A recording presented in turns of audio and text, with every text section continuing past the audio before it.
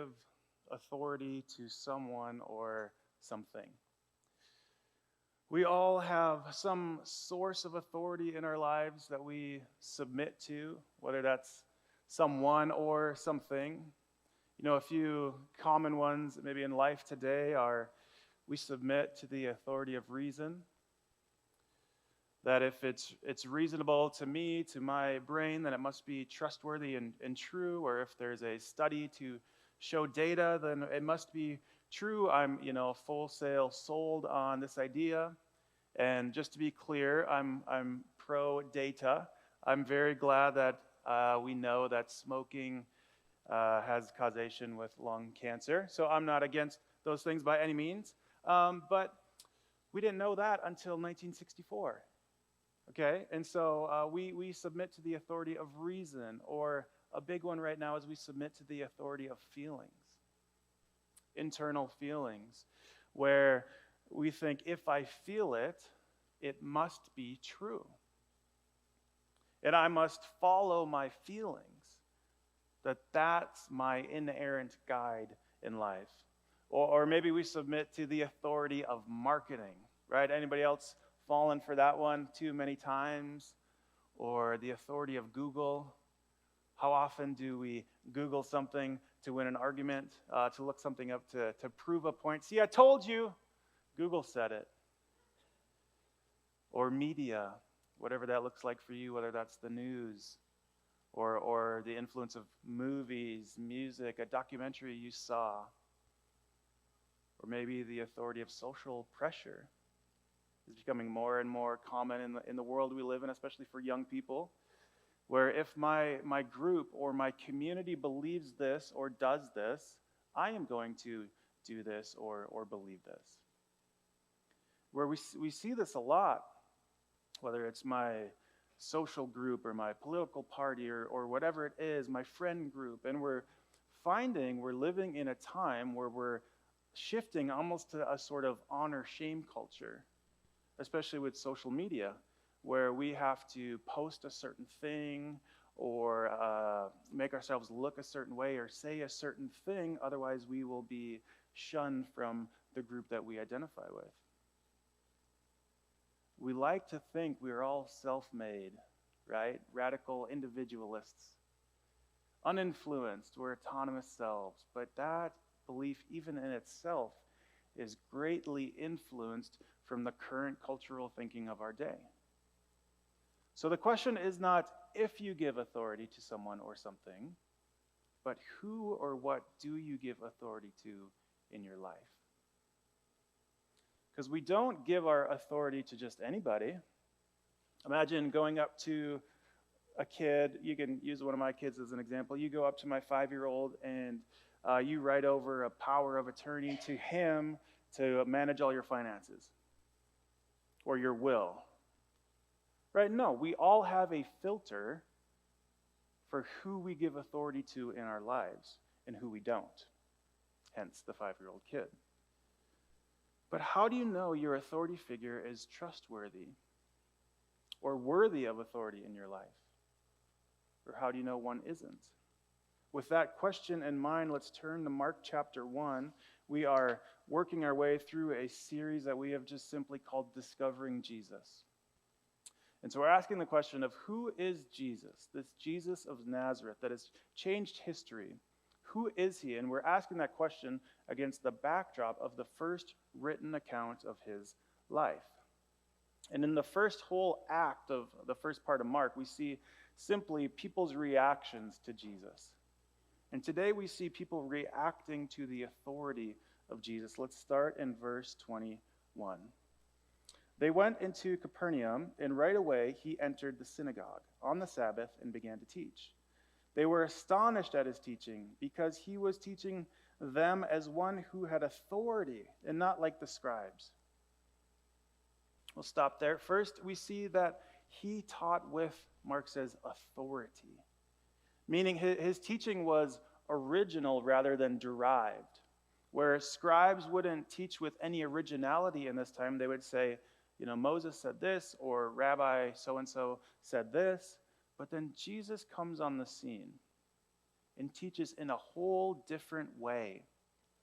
And we aren't told exactly what he said or exactly what he taught. We're showed that he seemingly did so in a way that revealed he was more than just a man. Like, imagine you were tinkering with your car, trying to fix it, you and your buddies. You're like, oh, I think you should do this. It's the radiator. No, it's the, I don't really know cars very well. What's another car? The air filter. That's like all I know. Radiator, air filters. One of those. But then the person, and you can't figure it out, but then the person who actually created your car came and started teaching and saying, no, you're way wrong. It is neither of those things. There would be a felt sense of authority.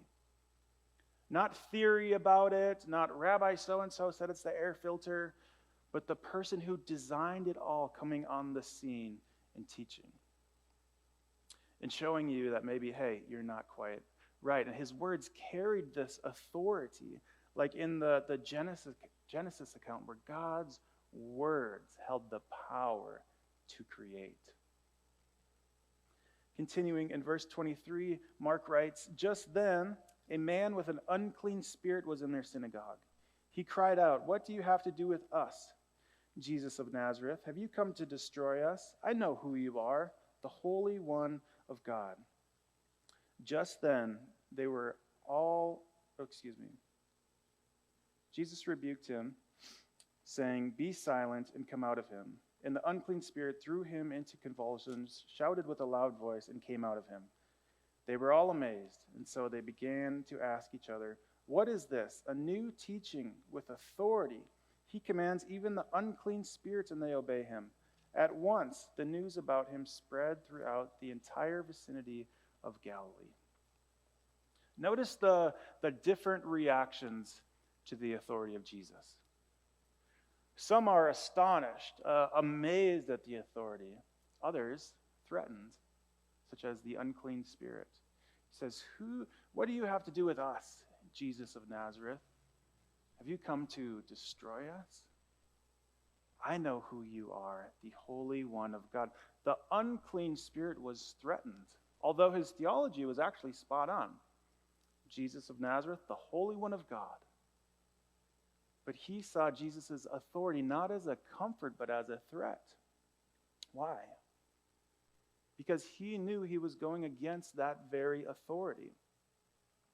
And the same is true for us. We can see the authority of Jesus as a comfort, like a rescuing embrace in a world of chaos, or we can see the authority of Jesus as a threat to our autonomy, to how we want to live our lives. We want the autonomy to be able to do what we think is best, even if it goes against what he wants. And many of us, we do this in less dramatic ways and oftentimes very simple ways. We're not trying to be an evil spirit possessing anybody, but we don't want God to see maybe our finances or our media consumption habits, or we don't want to be honest with our church community about what's really going on in our life because, hey, they're going to pull that God card. They're going to bring God into the situation, whether it's relationships, finances, taxes, cutting corners, our thoughts towards others. We want to hide those things from God or anyone else who would call us to living under his authority because we want autonomy. We want autonomy. I had a friend, 5 years ago or so, who I kept trying to get a hold of. He had reached out and said, hey, give me a call sometime. So I kept trying to get a hold of him. And, call him once every couple of weeks and never heard anything. And it wasn't until a year or two later I finally figured out what was going on. He had become addicted to cocaine. And after he had went through treatment and got better and God really got a hold of his life, and he told me after, though, he said, I didn't want to talk to any of my friends who would be a positive influence in my life, who would lovingly call me out and call me up to Jesus' standard, to Jesus' authority. So he just isolated from anyone that would call him back to the Word of God. We are threatened by Jesus' authority when we are so fixated on wanting the autonomy to do whatever we want whenever we want it. So the same authority that can be the deepest comfort can also be the greatest threat. The question is whether we are running from Jesus' authority or surrendering and conforming to it. We see he teaches with this authority. And then moving on, we see that he has the authority to heal. Verse 29 says, as soon as they left the synagogue, they went into Simon and Andrew's house with James and John. Simon's mother-in-law was lying in bed with a fever, and they told him about her at once. So he went to her, took her by the hand, and raised her up. The fever left her, and she began to serve him. When evening came, after the sun had set, they brought to him all those who were sick and demon-possessed. The whole town was assembled at the door, and he healed many who were sick with various diseases and drove out many demons. And he would not permit the demons to speak because they knew him. So they come after the sun had set, which was marking the end of Sabbath. So Friday night at sundown to Saturday night at sundown. So then they come to bring all this work for Jesus to do, to heal. And he does it. He has authority to heal. And I want to be totally sympathetic to anyone here who maybe struggles to believe in, demons and miraculous healings. I mean, do we really believe in those things in 2024, Western secular America? I was at Clyde Coffee the other day, and this guy had a laptop with a sticker that said, "Satan is rad." And I thought, wow, it's really good to be back in Missoula. It hasn't changed all that much. But do we really believe in Satan, miraculous healings, demons, evil spirits in 2024? Christians, we believe in a spiritual realm, that there's more than just physical, material matter in this world. And if we believe in any sort of God or spiritual realm, then they're saying that, well, there's a negative side to that realm really isn't all that crazy. And to not believe in a spiritual realm at all is actually to be in a very global minority. That idea is very much a Western secular sliver of belief. And if there isn't any demonic realm or great enemy, then we have to deduce that the atrocities that have littered our human history, just pick one, that was all just humans. There was no greater evil force behind that. So in some ways, it's encouraging to me that there is a demonic force behind those humans, behind those evil atrocities that have littered our past, where, humans are responsible, but there's a bigger story here at play as well. C.S. Lewis said it so well in his book, The Screwtape Letters. He said, there are two equal and opposite errors into which our race can fall about the devils. One is to disbelieve in their existence. The other is to believe and to feel an excessive and unhealthy interest in them. We often fall off either side of the horse. Me, I'm kind of a skeptic at heart. Somebody tells me something, it could even be my wife, and I'm like, I don't know, I got to fact check that. Google, But my tendency is to kind of roll my eyes at the idea of something being Satan or demonic. I got a flat tire. Satan's just after me today, So, but I kind of lean that way, but I think that's actually really naive of me. But for others of us, maybe even in this room, some of you hyper fixate on the demonic and worry so much that the devil is behind every corner and every bush. But Rebecca McLaughlin, I think, says this so well. But if there is a God who created the universe, we cannot exclude the possibility of miracles. The one who made the laws of nature in the first place can surely intervene when he chooses. So the question wouldn't be, are miracles possible, but is there a God? Because if there is a God and a spiritual realm, certainly he can intervene. And according to Mark, there is a lot more to this world than just what meets the eye. He doesn't just look at demons, but of healing. Mark is showing us that Jesus has authority over sickness. In Matthew's written account of the gospel, we get a little more insight. he writes this: when evening came, they brought to him many who were demon-possessed. He drove out the spirits with a word and healed all who were sick, so that what was spoken through the prophet Isaiah might be fulfilled. He himself took our weaknesses and carried our diseases. So in Matthew's account, we see that this prophecy in Isaiah isn't just about a spiritual healing, but a physical one. And this was actually a main passage that A.B. Simpson, the founder of our whole denomination, used for his theology of physical, miraculous healing. And certainly it doesn't mean God always heals. And healing on this earth is only temporary anyway. But really, he either answers our prayers for healing now, or he answers it when we are given a resurrected body in this new heaven and new earth. But Mark wants us to see that this Jesus of Nazareth has authority over the material, spiritual, and intellectual world.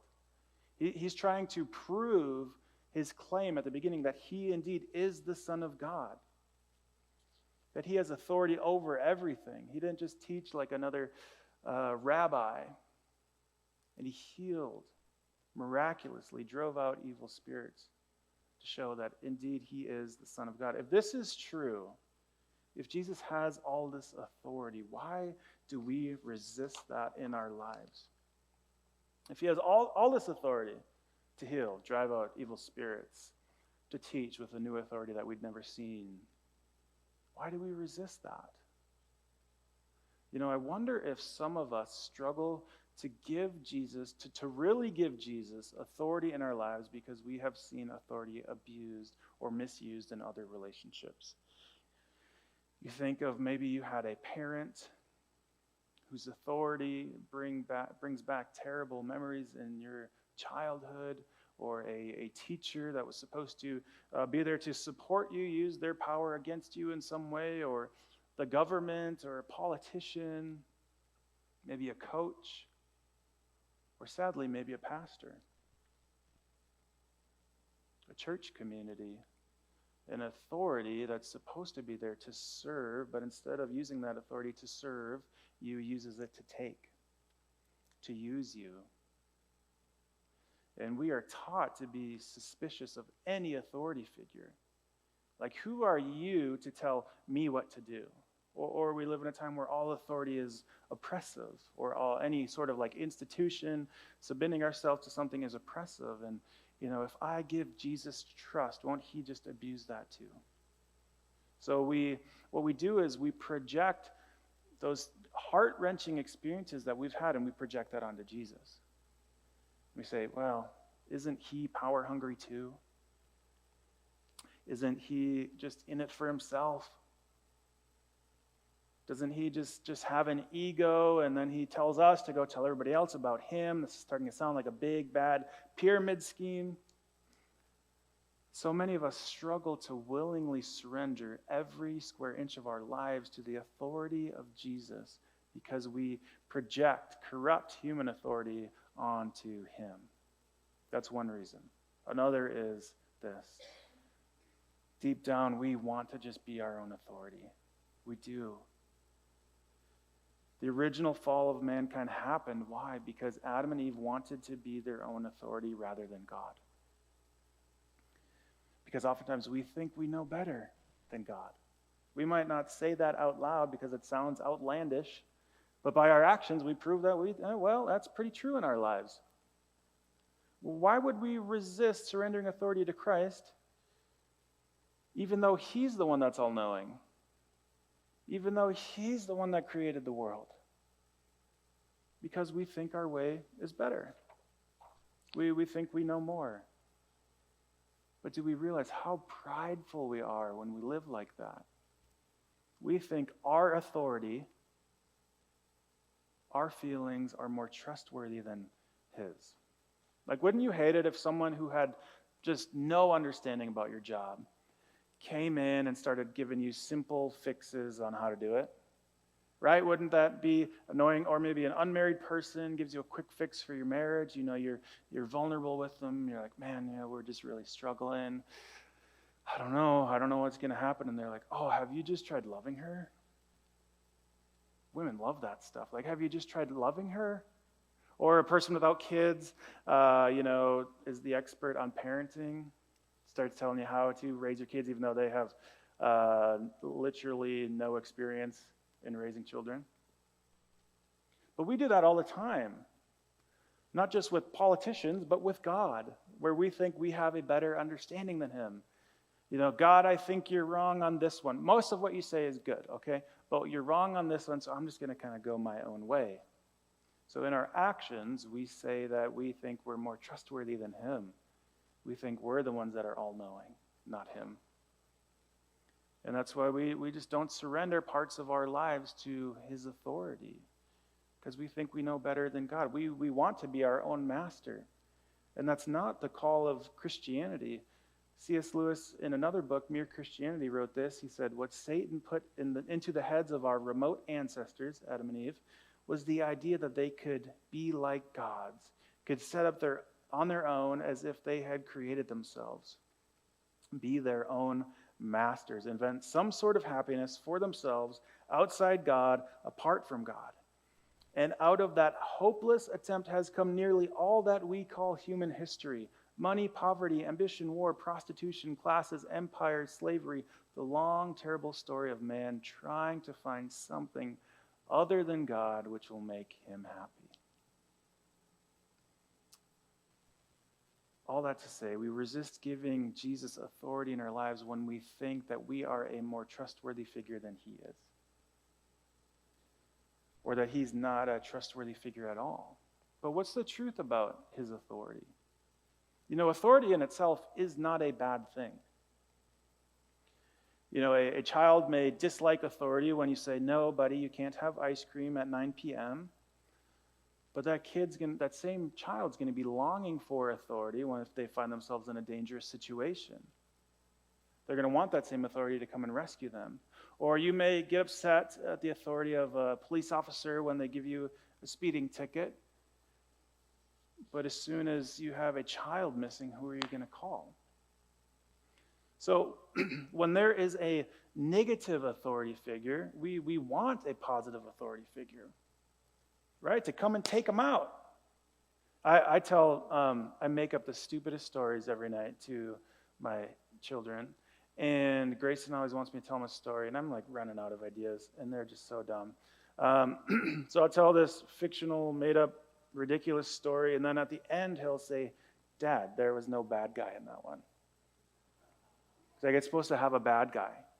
So even he's like longing for a story of a negative authority figure to be taken out by a positive, trustworthy, safe authority figure. Paul writes this in Colossians. He says, Jesus, he disarmed the rulers and authorities and disgraced them publicly. He triumphed over them in him. Notably, Paul refers to Satan and demons as, quote, rulers and authorities. So there's your negative authority figure. But Christ came and disarmed them and disgraced them and triumphed over him. So it's not authority itself that we don't like. It's when that authority goes against our current desires. Authority in itself is not a bad thing. It's neutral, like money. It could be used for good things, could be used for bad things. It's how someone handles that authority. And how did Jesus handle his authority? Just a couple things. One, he used his authority to serve. In a world of people wanting to use authority to take, Jesus came to give. In a world where people are wanting to grasp at prestige and position, Jesus surrendered his. He chose to take the lowest seat. In the language of Paul in Philippians, he wrote about him saying, he who, existing in the form of God, did not consider equality with God as something to be exploited.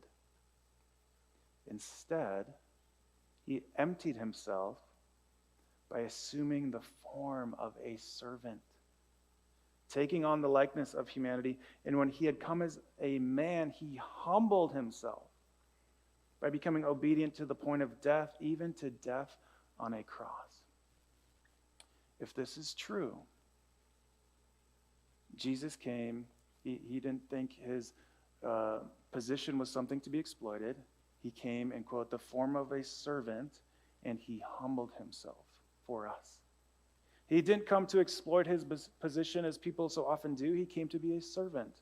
He humbled himself. The one who all things were created through him, by him, and for him, that God humbled himself. So Jesus came not to abuse or exploit authority, but to use his authority to serve and to live the life we couldn't. Number two, his authority is the only sinless authority. The writer of Hebrews shows us that Jesus lived without sin. He says, "For we do not have a high priest who is unable to sympathize with our weaknesses, but one who has been tempted in every way as we are, yet without sin." Okay, you know that. Why is that important? Lots of reasons, but here, why is that important regarding his authority? Why can we trust Jesus' authority in our life? Because he is sinless. Anytime you have been wrongly used or abused or exploited by an authority figure, it's because they sinned against you. But what about an authority figure who can't sin against you? Unable to, cannot. Jackie Hill Perry writes this in her book, Holier Than Thou. She says, if God is holy, then he can't sin. If God can't sin, then he can't sin against me. If he can't sin against me, shouldn't that make him the most trustworthy being there is? If we're going to give authority to somebody or something, shouldn't someone who cannot sin against you be the most trustworthy authority in your life? Even more trustworthy than yourself. Because I hate to say it, you're not sinless. I'm not sinless. Anybody else made some bad choices with their authority before? I have. But if Jesus Christ is holy and sinless, then he is the most trustworthy authority figure you could ever ask for. Because he cannot use his authority to sin against you. He can't. So the call of Christianity is to surrender everything in our life, every square inch.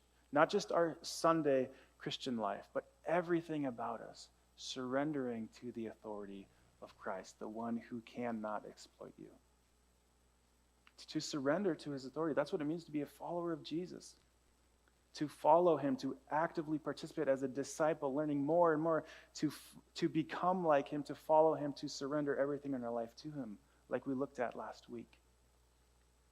To give him total authority in your life. It's more than just believing the right things in your head. I mean, Mark points out that the unclean spirit knew the right things in his head. He said, I know who you are, the Holy One of God. Or verse 34, and he would not permit the demons to speak because they knew him. They had some really good theology, and I'm all for theology. I love theology. But at some point, we need to do something with that theology. The theology isn't the end in itself. It's a means to an end. And the end is to trust and surrender our life to Christ. That's what we looked at last week, where they dropped everything and followed him. The call of Christianity isn't just to believe the right things. That's part of it. But to surrender everything to the authority of Christ. Is there anywhere you're holding back? Where you'd call yourself a follower of Jesus? You've surrendered 90% or so. It's like a reverse tithe or something. But we've held back a sliver. Because deep down, maybe we don't trust that Jesus has our best interest in mind. Or our deepest joy in mind. So growing in Christ as a follower of Jesus is learning to, little by little, surrender more and more and more to him. to let go and to trust him with our lives more than we trust ourselves. A.W. Tozer said this: He, the Holy Spirit, wants to possess you so that you are no longer in command of the little vessel in which you sail. It's like God is already dwelling on the ship. He created the ship, but you keep trying to tighten your grip on the helm, wanting to control it, take direction of your life. But growing in Christ is a recurring act of taking your hands off and surrendering to him as the chief captain of your life. And realizing he made the ship, he made the sea, he even made my hands that are so tightly gripped on the helm anyway. It's surrendering the authority that he already has. It could be like your kids saying, hey, I'm not going to go to bed. And you're thinking, that's cute, buddy. You don't have the authority or autonomy to do that. I'm sorry. But we do that with God. God, I'm not going to do that. I'm not going to give you authority. It'd be like Hamlet telling Shakespeare that he has no authority in his life. It's like, buddy, you wouldn't even exist if it wasn't for him. Like Paul, when he's preaching in Acts, he says, in him we live and move and have our being. C.S. Lewis, again, this is the last C.S. Lewis quote of the day, I promise. He said, when you are arguing, I'm using all my good quotes in one sermon, so for the rest of the year, don't expect much. When you are arguing against him, you are arguing against the very power that makes you able to argue at all. It's like cutting off the branch you are sitting on. So to deny Jesus' authority in your life is to deny reality. Where living in reality is surrendering to his authority and trusting what he brings your way. That's what the Christian life is. It's surrendering your authority. Doesn't mean we don't have any play in this or don't have any control of our lives, but it's surrendering our authority under his to say, not my will, but yours. To say, my hands are open. If you call me to this, I'll go. If you call me to stay, I'll stay. So what teaching do you give authority to in your life? Who has authority in your life? Who calls the shots in your life? Because we all give authority to someone or something. The question is just if that someone or something is trustworthy. And are they really in charge? To give Jesus total reign and authority in your life is to live in unison with the way that you were designed. And sometimes it takes a tragedy to see the reality that, hey, we're really not in control as much as we may think. Joy Davidman was a Jewish American atheist and poet. She would go on to be the woman that broke C.S. Lewis's heart. And she was an atheist. She assumed atheism was true. But she said she never really developed the proof for it. She thought she'd do that when her kids got older. And so she was married to another writer named Bill, who was an alcoholic, unfaithful, a workaholic. And one day he called from his New York office and said that he was having a nervous breakdown. And then he hangs up. And so she, understandably so, is frantically making phone calls, trying to figure out what happened to him. And eventually it was to the point where she said there's nothing to do but just wait and see if he turned up, dead or alive. And in that silence, something unexpected happened. She wrote that for the first time in my life, I felt helpless. For the first time, my pride was forced to admit that I was not, after all, the master of my fate and the captain of my soul. All my defenses, all the walls of arrogance and cocksureness and self-love behind which I had hid from God went down momentarily, and God came in. We have so much confidence and trust in our own authority and control until the rug of life is pulled out from underneath us. Then all of a sudden we are just exposed, where we see reality for what it really is. That you are so dependent on the authority, even if you deny it, you are so dependent on the authority and goodness of God for everything, for your breath. And then we realize God has been the one in charge this whole time. And we're foolish to think we are the master of our own fate or the captain of our own soul. So are you trying to live autonomously, not realizing you are actually running from reality? like Jonah, running from God, thinking he can escape God in the very world that he created. Worship team, you can join me back up on stage. So in this passage, Mark wants us to see that this Jesus of Nazareth isn't like any other teacher or rabbi, but one who has authority over the spiritual realm and the physical realm. And the call of the Christian is to willingly place ourselves under that sinless, trustworthy authority and surrender everything to him with open hands. And we can trust that we can give him full authority in our lives because he is trustworthy. He isn't power hungry. He gave up his power so that he could come as a man to redeem humanity.